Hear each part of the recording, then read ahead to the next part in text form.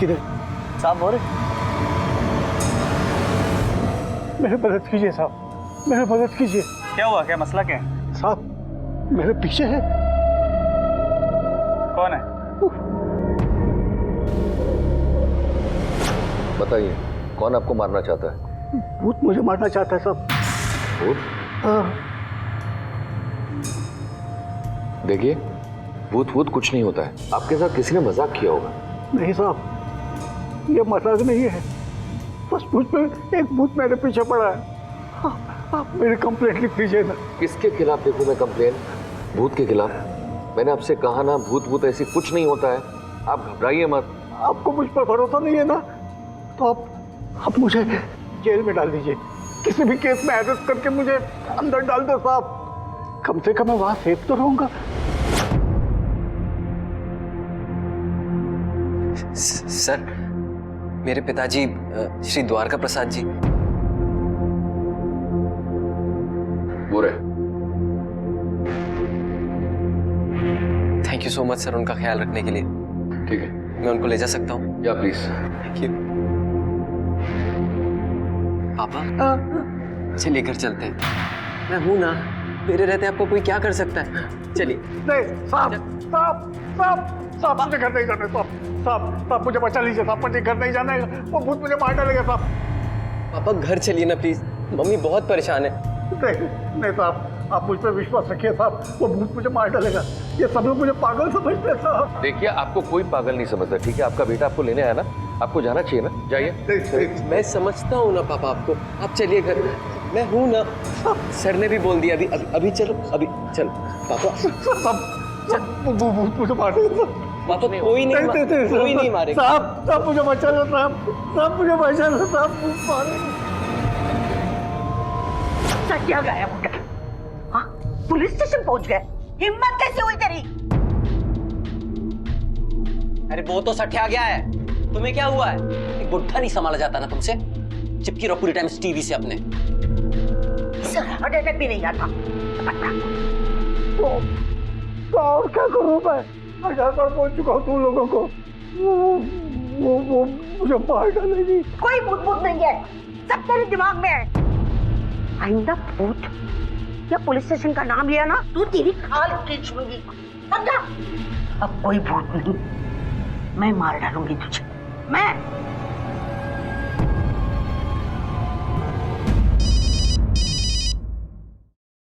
Sub inspector Rajveer Singh speaking. ठीक है, हम आते हैं। जनाब, नजफगढ़ थाने से कॉल था। मित्राओं के जंगल में एक लाश मिली।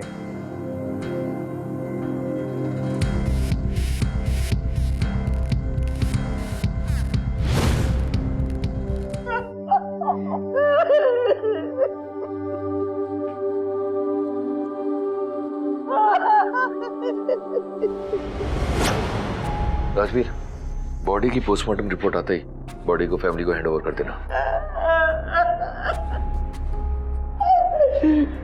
माधव, थोड़ी रोने की एक्टिंग कर। ऐसे खड़े रहने से कुछ नहीं होगा। उनको लगना चाहिए कि बूढ़े के मरने का हमें बहुत दुख हुआ है। मैं आपकी ऐसी ओवर एक्टिंग नहीं कर सकता। तुम फूट फूट के रो, मैं तुम्हें संभालने का काम करूँ। जनाब, मुझे लगता है कि द्वारका प्रसाद परेशानी में तालाब के पास गए होंगे, जिसमें डूब के उनकी मौत हो गई। मुझे भी यही लगता है राजवीर। पोस्टमार्टम रिपोर्ट आने दो, उससे साफ पता चल जाएगा टाइम और कॉज ऑफ डेथ। पर मेरे दिमाग में सबसे बड़ा सवाल ये है कि इतनी दूर तालाब के बाद द्वारका जी गए क्यों? आखिर क्या वजह हो सकती है? अच्छा माँ, मैं जा रही हूँ। अरे पुत्र पुत्र पुत्र, कुछ खा के तो जाती। माँ बहुत लेट हो गई हूँ, वहाँ जाके खा लूंगी। अच्छा ध्यान से जाना। Bye bye. मुझे पता है तूने क्या किया था, माफी मांग ले।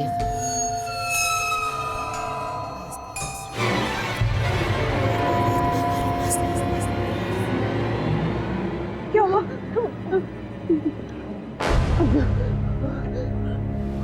क्या हुआ? द्वारका प्रसाद की पोस्टमार्टम रिपोर्ट। इसके मुताबिक जिस दिन वो घर से निकले थे, उस दिन शाम 3 और 4 बजे के बीच उनकी मौत हुई, पानी में डूबने से। बॉडी पे कोई स्ट्रगल के निशान नहीं है। मुझे लगता है या तो ये सुसाइड है या तो फिर एक्सीडेंट है। मुझे नहीं लगता ये एक्सीडेंट है। जो बंदा पुलिस स्टेशन में आकर ये कंप्लेन करता है कि उसके पीछे भूत लगा है और वो उसे मार देगा, वो भला तालाब के सामने अकेला क्यों जाएगा? कुछ तो गड़बड़ है। एक काम करते हैं, उनके फैमिली से जाकर पूछताछ करते हैं।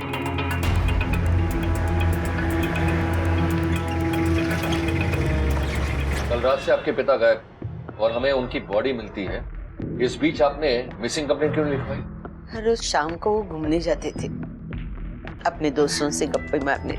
कल बहुत देर तक वो वापस नहीं आए। वक्त बीतता गया, रात हो गई। सुबह हम आपके पास आने ही वाले थे, तब तक ये समाचार आ गया।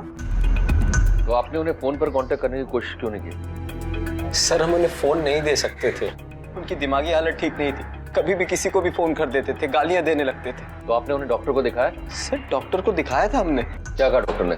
क्या बीमारी तूने? कौन सी दवाइयां दी जा रही तूने? अरे पापा जी ने सुसाइड किया था सर, और दवा खा के नहीं किया था, पानी में डूब के किया था। अब बार बार दवा के बारे में क्यों पूछे जा?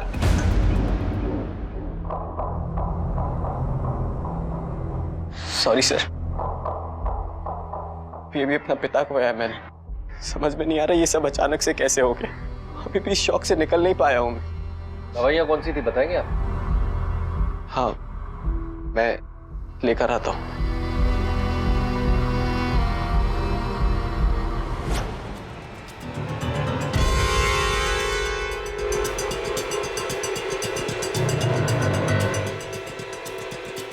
सब आजकल वो अजीब सी हरकतें करते थे।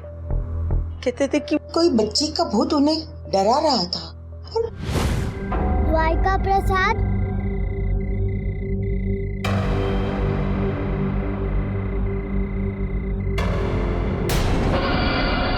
तू मरने वाला है, बहुत बुरी तरह मरने वाला है।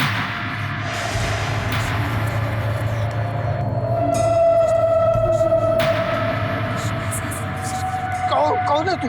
मैं? हाँ। रुक रुक रुक रुक।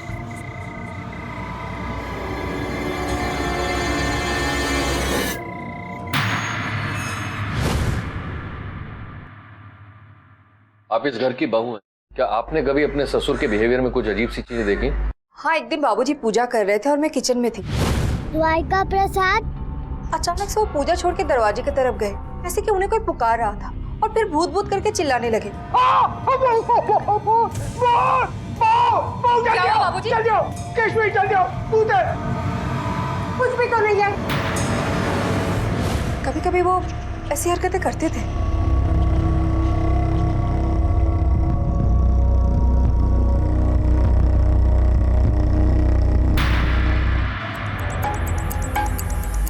जनाब, तालाब के आसपास के हर रास्ते के हर रेस्टोरेंट और दुकान में चेक किया, कहीं भी कोई सीसीटीवी इंस्टॉल है नहीं। कोई आई विटनेस जिसने वहां को देखा हो, या फिर द्वारका को उस तालाब की तरफ किसी ने जाते हुए देखा हो? नहीं जनाब, डेड एंड है। मैंने द्वारका जी के घर के आसपास पूछताछ की, पता चला पिछले 1.5 महीने में उनके स्वभाव में काफी फर्क आ गया था। काफी अजीब एक्सपीरियंसेस रहे हैं लोगों के। ये द्वारका प्रसाद की डिटेल्ड एग्जामिनेशन रिपोर्ट। इस रिपोर्ट के मुताबिक द्वारका प्रसाद किसी भी दवा का सेवन नहीं करते थे। फिर वो दवा जो माधव ने बताई थी वो दवा द्वारका को कभी दी नहीं गई। केस क्लियर है। ये फैमिली हमसे बहुत कुछ छुपा रही है।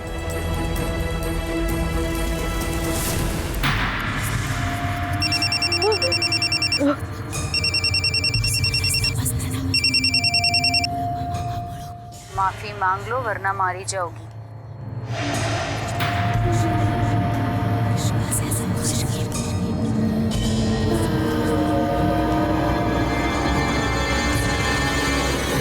मैं आपसे झूठ क्यों बोलूंगा? हम उन्हें वो मेडिसिन दे रहे थे। अगर ऐसा है तो वो मेडिसिन तुम्हारे घर में क्यों नहीं थी? वो दवा खत्म हो गई थी, कई दिनों से मेडिकल में भी नहीं मिल रही थी, इसलिए हम उन्हें वो दवा नहीं दे रहे थे। चलो मान लेते हैं आपकी बात, लेकिन आपके पास प्रिस्क्रिप्शन तो होगा। डॉक्टर ने कौन सी दवाइयाँ प्रिस्क्राइब की थी? प्रिस्क्रिप्शन नहीं है। मतलब कोई डॉक्टर नहीं था, हम खुद ही लाए थे केमिस्ट से पूछ के। पर तुमने तो कहा था कि तुम उन्हें डॉक्टर के पास ले गए, उनका इलाज चल रहा। अभी भी कह रहे हैं कि उनका इलाज चल रहा था, पर किसी डॉक्टर से नहीं। हम खुद ही कर रहे थे उनका ट्रीटमेंट। देखिए, मुझे ज्यादा कुछ नहीं पता। घर के कामों में कैसे वक्त निकल जाता है कुछ पता ही नहीं चलता। ये चोट कैसे लगी? वो मैं दरवाजे से टकरा गई थी। और ये निशान?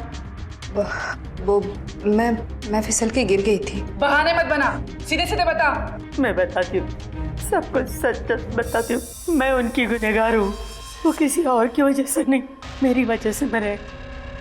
मुझे शर्म आती थी उन्हें कहीं बाहर ले जाने की, इसलिए मैं उन्हें कभी डॉक्टर के पास भी नहीं ले गई।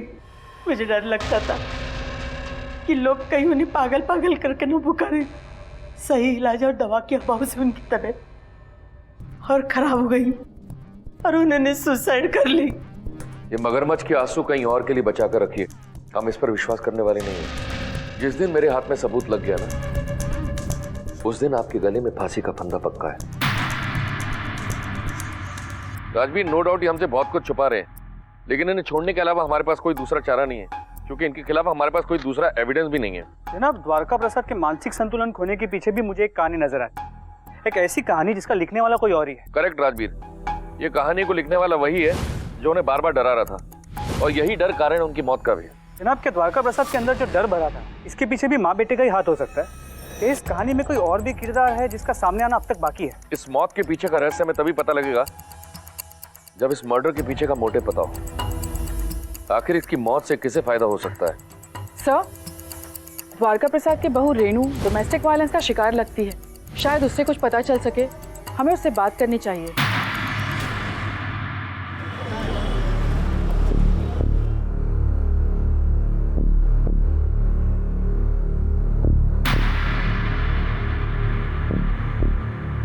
रेणु जी, हमें आपसे कुछ पूछताछ करनी है। देखिए, मुझे घर के लिए देर हो रही है, फिलहाल मैं आपसे कोई बात नहीं कर सकती। मुझे सिर्फ आपके 5 मिनट चाहिए, आपसे बात करना बहुत जरूरी है। रेणु जी, देखो, हम जानते हैं कि आपके ससुराल वाले हमसे कुछ छुपा रहे हैं, और हम ये भी जानते हैं कि आपके साथ डोमेस्टिक वायलेंस हो रहा है। आप जो भी कुछ जानती हैं हमें बताइए, खासकर आपके ससुर द्वारका जी की मौत को लेकर। हाँ, वो लोग मुझे मारते पीटते हैं। बहुत चर्बी चढ़ गई तेरे को।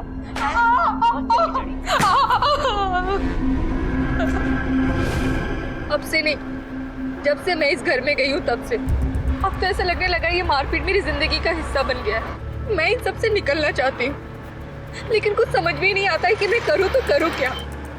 मुझे ये तो नहीं पता कि मेरे ससुर जी क्यों और कैसे मरे, लेकिन मेरे ससुराल वाले से मेरे साथ ही नहीं, मेरे ससुर जी को भी बहुत बेरहमी से मारा पीटा करते थे। वो तो उनके साथ ऐसा सुलूक करते थे कि कोई किसी कुत्ते के साथ भी कभी ना करे साहब।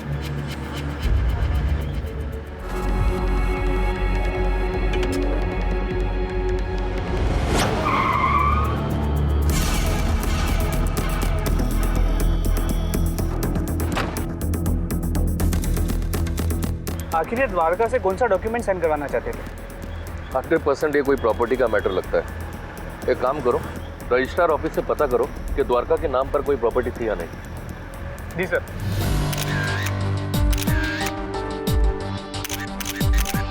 मैडम, आपके सारे फोटो अच्छे आए हैं, 2 दिन में ले लीजिए। पैसे बाद काउंटर पर दे दीजिए आप।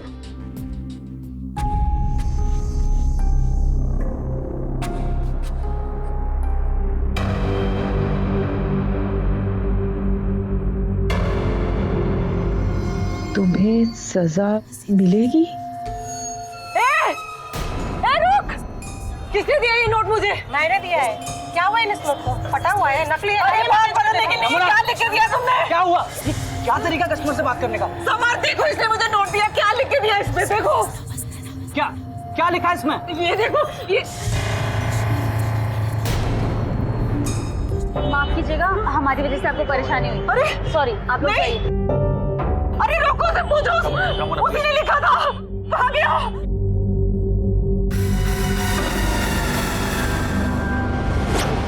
जनाब, आपका शक सही निकला। मैंने रजिस्ट्रार ऑफिस से पता किया।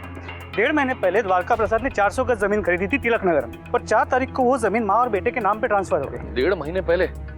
यानी कि पड़ोसी बिल्कुल सही कह रहे थे। 1.5 महीने पहले से ही द्वारका जी का बिहेवियर में थोड़ा सा फर्क आया, और जमीन भी उन्होंने उसी टाइम पे खरीदी। ये कोइंसिडेंस नहीं हो सकता है। मरने से 2 दिन पहले ही ये जमीन माँ बेटे के नाम पे ट्रांसफर हुई थी। जनाब, मैंने उनके बेटे माधव का भी बैकग्राउंड चेक किया, तो पता चला कि वो एक छोटी मोटी मार्केटिंग कंपनी में काम करता है। यानी कि चाल दोनों माँ बेटे नहीं चली है। खैर कोई नहीं, आखिरी चाल हम चलेंगे ताकि ये जाल में अपने आप खुद फंसे।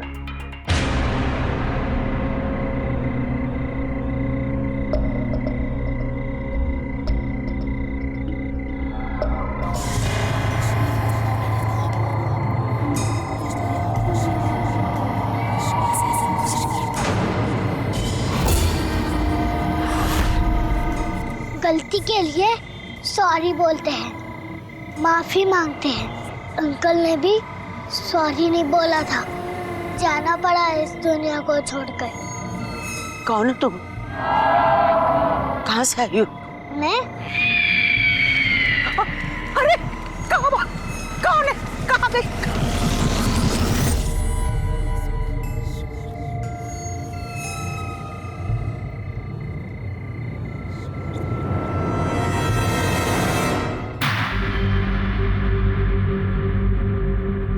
क्या हो गया मम्मी?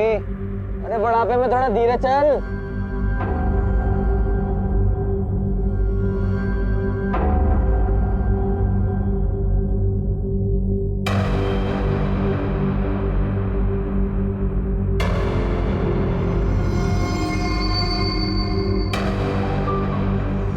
ये क्या नया ड्रामा है? भूत वहाँ बाहर वो दम कर रही है। ये सब लगाने से भलाई टक जाती है। तुम भी ना सठिया गई हो, बुढ़ापे में दिमाग खराब हो गया है। पापा गए नहीं कि तुम भी उन्हीं के रास्ते पे चल निकली।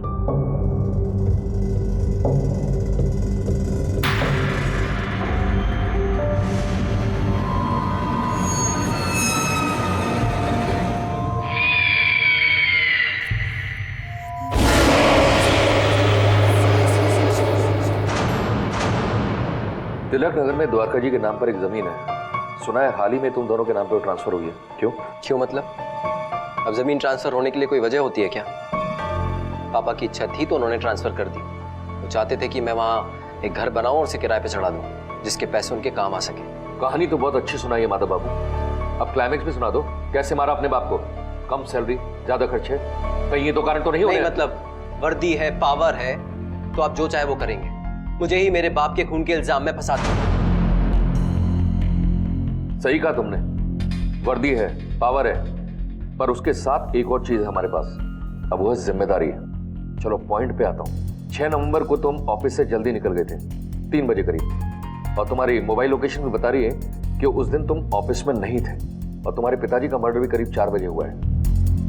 अब ये बॉलीवुड की स्टोरी तो है नहीं कि इतने सारे कोइंसिडेंस एक साथ हो रहे हो। क्यों? तो माता जी, आप लास्ट कॉल आपका था माधव को, आप क्यों चुप बैठे? अब बताओगे उन्हें क्यों मारा और किस लिए मारा? देखिए सर, हमने उन्हें नहीं मारा, ये सब बेबुनियादी बातें हैं। और मुझे समझ नहीं आ रहा कि आप एक सुसाइड केस पे अपनी रोटी सेकना क्यों चाहते हैं? मैं रोटी सेक रहा हूं। चलो मान लेते तुम दोनों ने मर्डर नहीं किया है, तो एक बात बताओ, कौन से मंदिर गए थे माँ बेटे भजन गाने? देखिए सर, पापा हर रोज घंटे भर के लिए घूमने जाते थे, उस दिन भी गए थे, काफी देर तक वापस नहीं आए तो मम्मी घबरा गई, तो हम दोनों उन्हें साथ में ढूंढने निकल गए। और वैसे क्या आपने हमें उन्हें धक्का देते हुए देखा था या कहीं ले जाते हुए? जब आपके पास सबूत हो तब बात करिएगा। मेरा मोबाइल लोकेशन के हिसाब से तो पालम विहार में। राजवीर, क्राइम करने के लिए 2 चीजों की जरूरत होती है, एक मोटिव और दूसरा प्लानिंग। इस मर्डर के पीछे चाहे इनका जो भी मोटिव हो, पर प्लानिंग इन लोगों ने बड़ी तगड़ी की है। ये भी तो मुमकिन है कि ये मर्डर उन्होंने ना करके किसी और से करवाया हो सकता है, और अगर ऐसा है तो वाकई में ये दोनों बड़े स्मार्ट हैं, क्योंकि उन्हें अपने कॉल रिकॉर्ड के साथ साथ इन्होंने बाकी चीजें बड़ी क्लीन रखी हैं। अब हमारा अगला कदम? राजवीर, जुर्म कोयले की खान का एक ऐसा अंधेरा है जहां सच की एक छोटी सी चिंगारी भी उस खान को रोशन करने की ताकत रखती है। बस हमें एक ऐसी चिंगारी की जरूरत है। ऐसा क्या किया था रमोना ने जिसके लिए वो माफी मांग रही थी? क्यों उसके दिल में बसे डर ने उसका मानसिक संतुलन बिगाड़ दिया था और उसका सुख चैन छीन लिया था? मम्मा, अभी क्या लिख रही हो? मम्मा, मम्मा, मम्मा, क्या लिख रहे?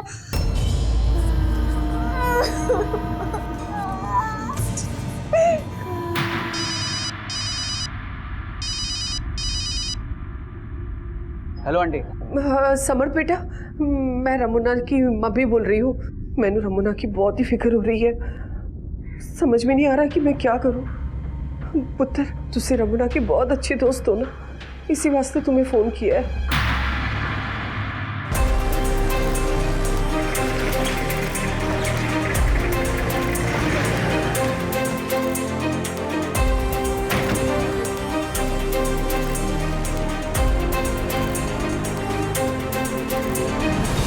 हादसे के वक्त आप कहाँ थी?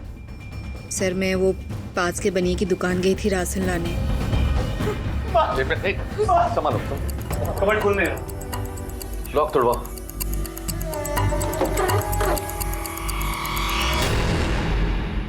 जनाब ये देखिए क्या मिला। ये सब क्या है? माँ का ही सामान होगा। वो अपने सामान को कभी हाथ लगाने नहीं देती थी। ये अलमारी खुली हुई है और इसका लॉकर भी खुला हुआ है। लॉकर में कुछ रखा था क्या? हाँ सर, इसमें 2 लाख रुपए रखे थे, पता नहीं कहाँ गए। इसका मतलब चोरी का मामला है और उनकी हालत को देखकर ऐसा लग रहा है कि किसी ने अपने फायदे के लिए इन्हें मारा है। बॉडी को पोस्टमार्टम के भेजो, मौत की अगली वजह सामने आ जाएगी। मुझे माफ कर दो, मुझे माफ कर दो, मुझे माफ कर दो, मुझे माफ कर दो, मुझे माफ कर दो, मुझे माफ कर दो, मुझे माफ कर दो, मुझे माफ कर दो, मुझे माफ कर दो।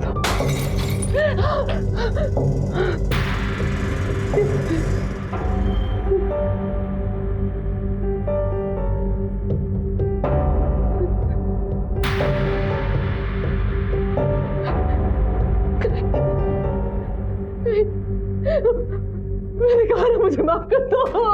जनाब ये बाबा केशवी जी के इलाके से मिला है। ये सारे तंत्र मंत्र का सामान वही बेचता है इस इलाके में। मैंने ही दिया है ये सामान उस औरत को। और साहब वो तो बहुत डरी हुई थी, उसको लग रहा था कि कोई भूत प्रेत उसके पीछे पड़ा हुआ है। बाकी और बहुत कुछ सामान ले गई थी वो मुझसे। तो तू बेचता है जादू टोने का सामान? हाँ, क्यों दिया था उसको सामान? साहब मुझसे तो वो बोली कोई छोटे बच्चे के अंदर आत्मा घुस गई है और वो उसे डरा रही है।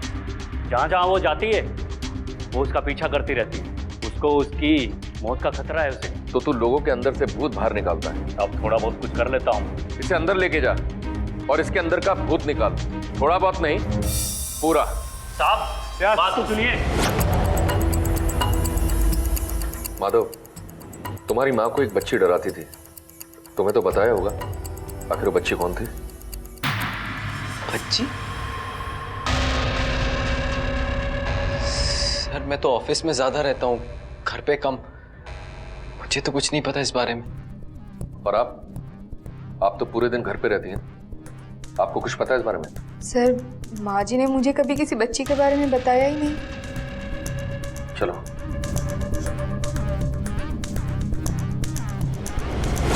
सभी प्रोसीजर्स करके उसकी बॉडी उसके बेटे के हाथ में देते हैं। ठीक है जनाब, केशवी जी की पोस्टमार्टम रिपोर्ट। इसके मुताबिक उनकी मौत, लेकिन नस कटने से पहले उनके सर पे गहरी अंदरूनी चोट भी दी गई, सर के left side.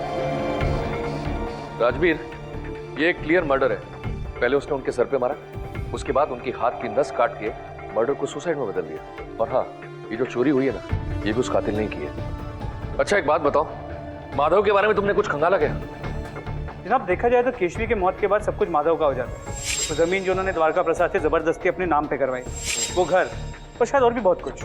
Actually you are right. Keshavi के पीछे जो बच्ची डराने के लिए लगाई, वो उसी ने ट्रेन की होगी। वो ना हो आसपास के लोगों ने उस बच्ची को उसके साथ जरूर देखा होगा। पता करते हैं आखिर ये बच्ची चाहती क्या है। तो मुझे माफ क्यों नहीं करती? क्या चाहती हो मुझसे? ऐसे नहीं मानोगी तुम, है ना? हाँ, नहीं छोड़ोगी ना मेरा पीछा? मुझे पता है क्या करना तुम्हारे साथ। कितनी बार माफी मांगी थी तुमसे। ये लो। रमोना,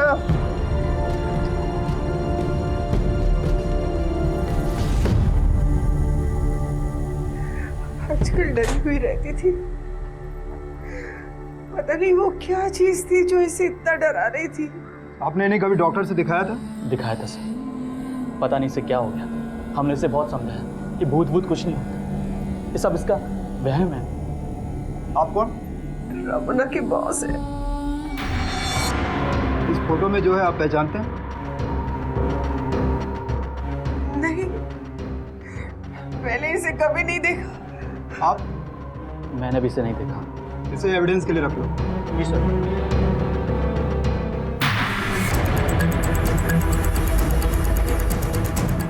उस घर के आसपास इस औरत के साथ किसी बच्चे को देखा था कभी? नहीं साहब।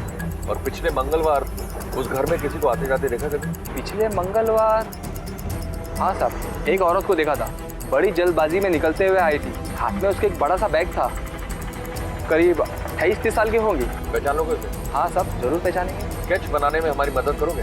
हाँ साहब, जरूर करेंगे। जनाब, स्केच रेडी है। तो स्केच में जो चेहरा सामने आया है बहुत ही शॉकिंग है। ये देखिए।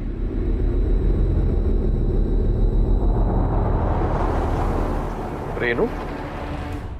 सर, उस दिन काफी देर तक डोरबेल बजाते हुए जब किसी ने दरवाजा नहीं खोला तो मैंने खुद के ही चाबी से दरवाजा खोल के अंदर गई।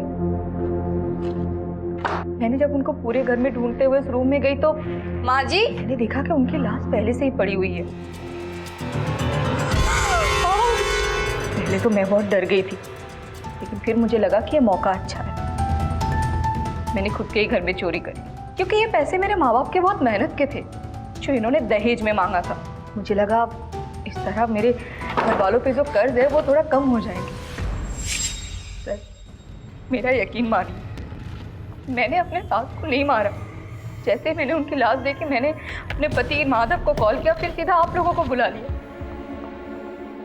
ठीक है, तुम जा सकती हो।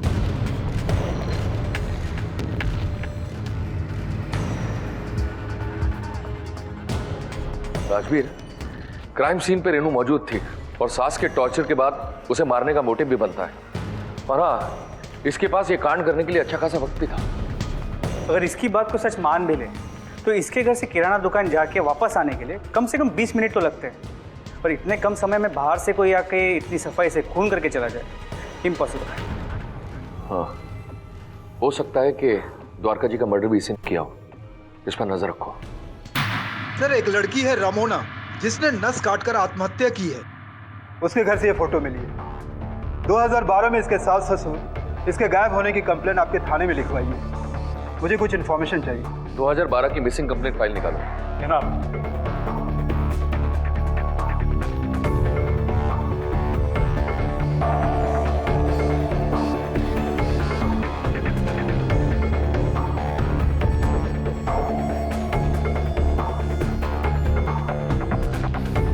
माधव की पहले भी शादी हुई थी।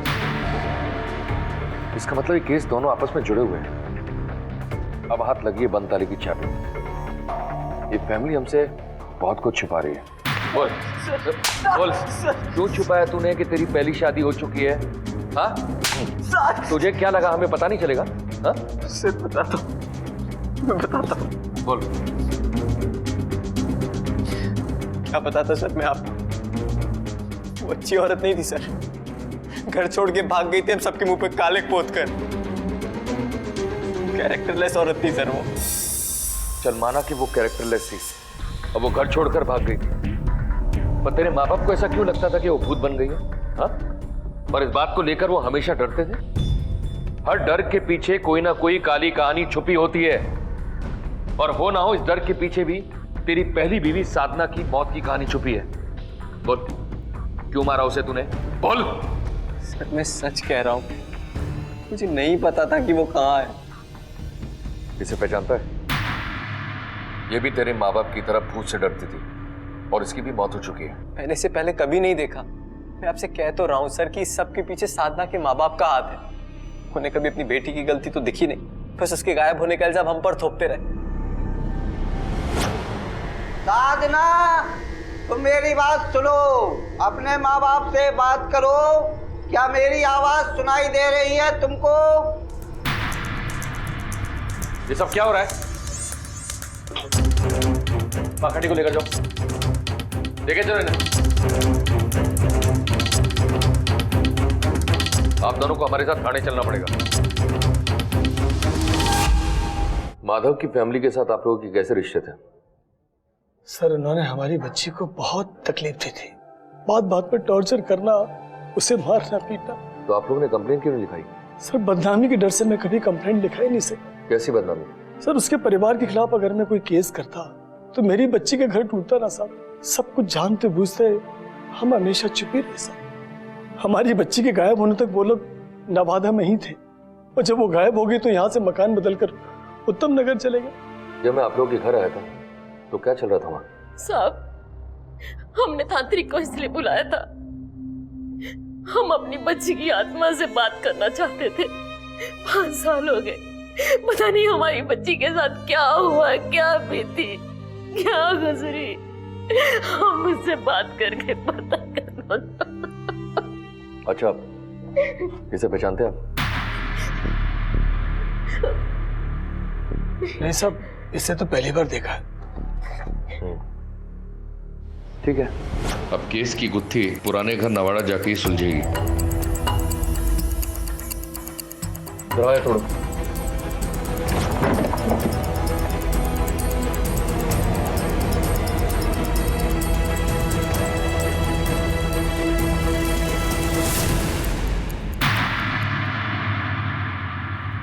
जनाब, जनाब ये देखिए, इस जगह को खोदो।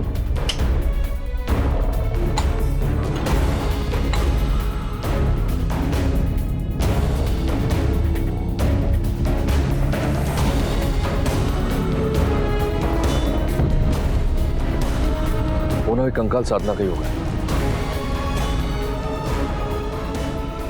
वो तो सर बोलता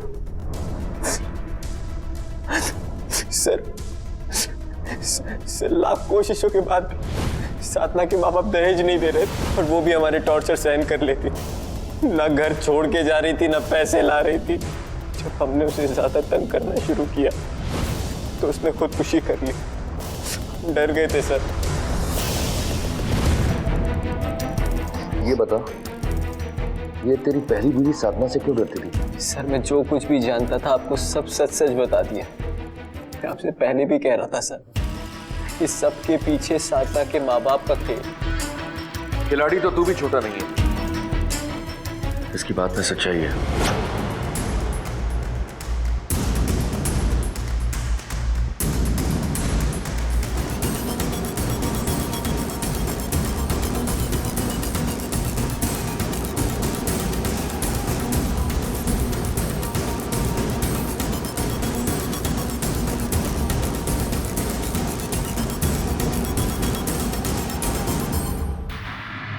दीपू, हम जीत गए। दीपू, हम जीत गए। मैं जानती हूँ कि अब तुम हमें नहीं पहचानते, लेकिन इतना जान लो, हमने हमारा बदला पूरा कर दिया। बस वो एक आखिरी बचा है, माधव। उसे हम देख लेंगे। ले चलो दोनों को।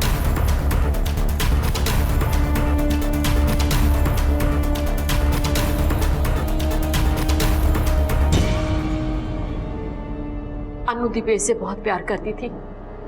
इसने अपना प्यार खोया और मैंने अपने बच्चे। साधना ने तो खुदकुशी की थी, फिर उसका बदला तुमने क्यों लिया?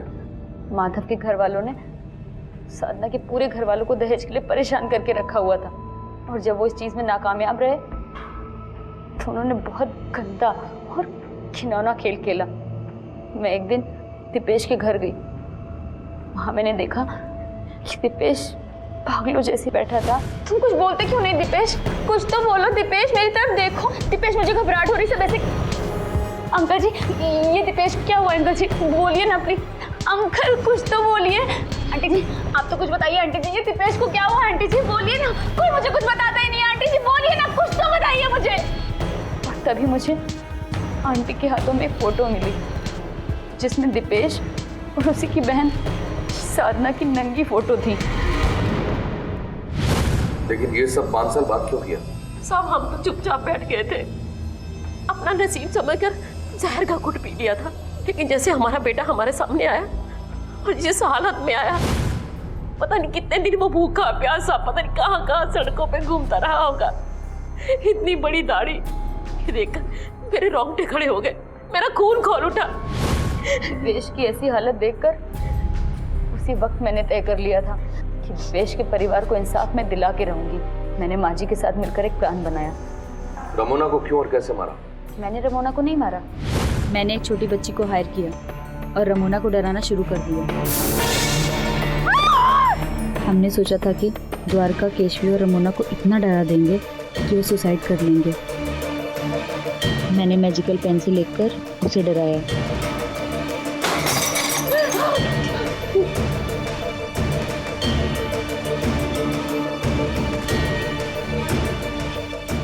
और वही हुआ, क्योंकि हमें पता चल चुका था कि उसने ही माधव के साथ मिलके वो पिक्चर को माफ किया था।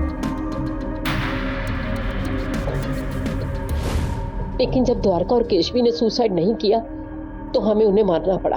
वो द्वारका को कैसे मारा? मुझे शक था कि वो बहुत डरा हुआ है, मंदिर में और तांत्रिक बाबा के चक्कर में घूम रहा था। और मैंने एक प्लान बनाया, उसे कांटेक्ट किया, उसे जंगल में बुलाया और मैंने उसे कहा, आप ना बिल्कुल चिंता मत करो, सब ठीक हो जाएगा।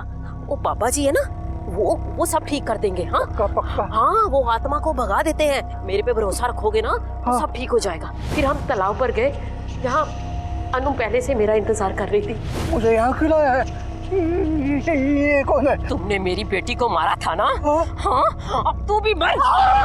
और केशवी को क्यों और कैसे मारा? एक दिन मैं उनके घर गई। आप? जी, आपके लिए बाबा जी ने जड़ी बूटी भेजी है, ये। आइए ना, अंदर आइए।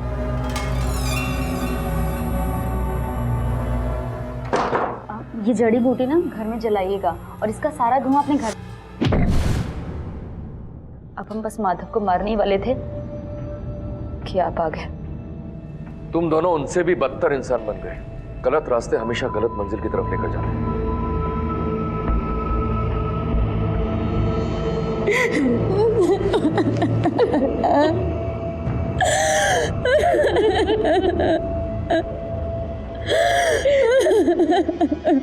लालच एक दलदल है जिसमें एक बार पैर पड़ गया तो फिर धंसता ही जाता है। डोमेस्टिक वायलेंस यानी कि घरेलू हिंसा एक संगीन अपराध है। पैसे की लालच ने द्वारका प्रसाद के परिवार को ऐसा अंधा बना दिया था कि वो जिंदगी की कीमत ही भूल गए। रमोना भी इसी लालच का शिकार थी। चंद पैसों के लालच में वो एक ऐसे जुर्म का भागीदार बन गई जो काफी संगीन था, जिसने कई जिंदगियां झुलसा कर रख दी और आखिरकार इसी आग ने उसे भी राख बना दिया। दूसरों के पैसों पर नजर रखने की सोच जब तक इस समाज में रहेगी तब तक जुर्म को हवा मिलती रहेगी और जिंदगियां मौत की भेंट चढ़ती रहेंगी। बहू हमारे घर की लक्ष्मी होती है। वो अपनी दुनिया, अपने माता पिता को छोड़कर अपने पति के घर कई सपने लिए आती है, लेकिन दौलत की चाहत उस पर जुल्म तोड़ती है और इसके भयानक अंजाम सामने आते हैं। लेकिन इस सिलसिले को रोकना होगा, इस सोच को बदलना होगा और समाज की हर बहू और बेटी को डर का नहीं बल्कि खुशी का माहौल देना होगा। इसी विचार के साथ अब मैं अनूप सोनी आपसे विदा लेता हूं। फिर मुलाकात होगी अगले एपिसोड में जुर्म की एक और कहानी के साथ।